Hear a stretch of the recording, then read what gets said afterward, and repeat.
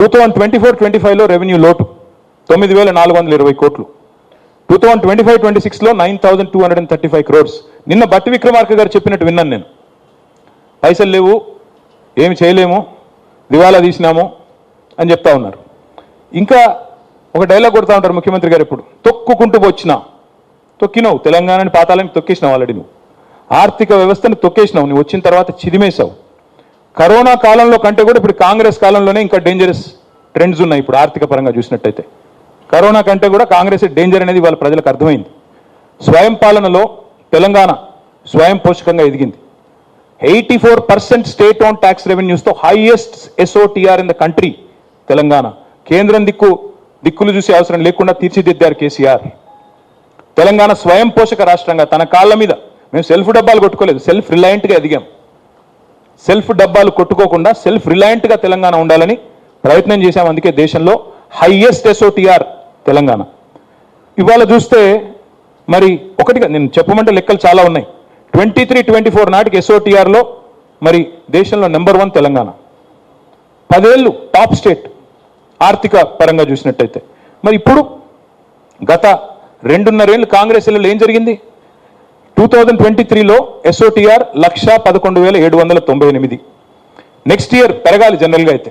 Next year ఏం జరిగింది? 24-25కి పెరగాల్సింది పోయి 1,09,000 కోట్లు. 1,11,000 ఉన్నది, 1,09,000 కోట్లు అంటే ఇంకా 2,000 కోట్లు తగ్గింది. ఇక 26లో మరి ఏమవుతుందో చూడాలి. ఎందుకు చెప్తా ఉన్నా అంటే జిఎస్టీలో ఇదే పరిస్థితి. అక్కడ కూడా డౌను, రిజిస్ట్రేషన్ ఆదాయం డౌను. అట్లాగే అన్ని రంగాల్లో మీరు ఏ రంగం అన్నా తీసుకోండి, డౌన్ తప్ప పైకి లేదు. ముఖ్యమంత్రి గారు రాష్ట్ర ప్రభుత్వం అడ్వర్టైజ్మెంట్లు ఇస్తూ ఉంది. ఏమని? నిన్న ఇంకోటి విచిత్రం, బట్టి విక్రమార్క గారు పైనేమో పేపర్లో ఆర్థిక పరిస్థితి బాగలేదు, కింద చూస్తేనేమో అరపేజ్ ప్రకటన. మళ్ళీ ఆర్థిక పరిస్థితి బాగలేదు, కింద అరపేజ్ ప్రకటన. మీ ముఖారవిందాలు ఎందుకు అక్కడ? మరి కొద్దిగా దుబారా చేయకుండా కాపాడొచ్చు కదా, అది మాత్రం లేదు. అట్లా ఇంకా విచిత్రం, మమ్మల్ని మాట్లాడితే ముఖ్యమంత్రి గారు అనే మాట కేసీఆర్ గారు అప్పులపాలు చేసిపోయారు.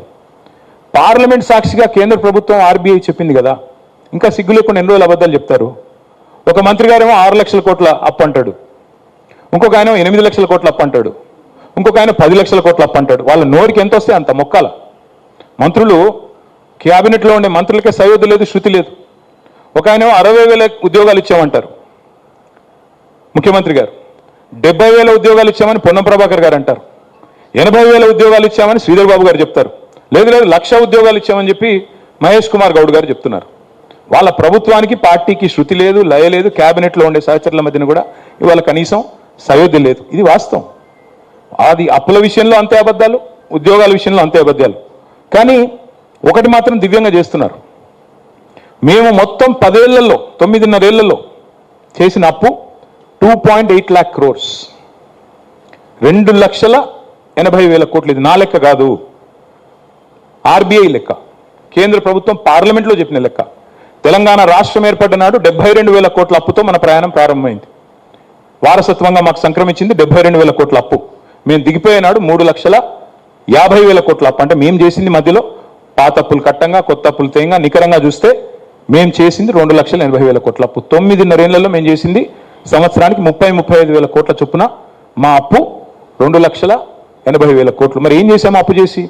ఒక కాళేశ్వరం ప్రాజెక్టు కట్టాం 1,00,000 కోట్లతో. ఒక పాలమూరు రంగారెడ్డి ఎత్తిపోతల పథకాన్ని 30,000 కోట్లతో 90% పూర్తి చేశాం.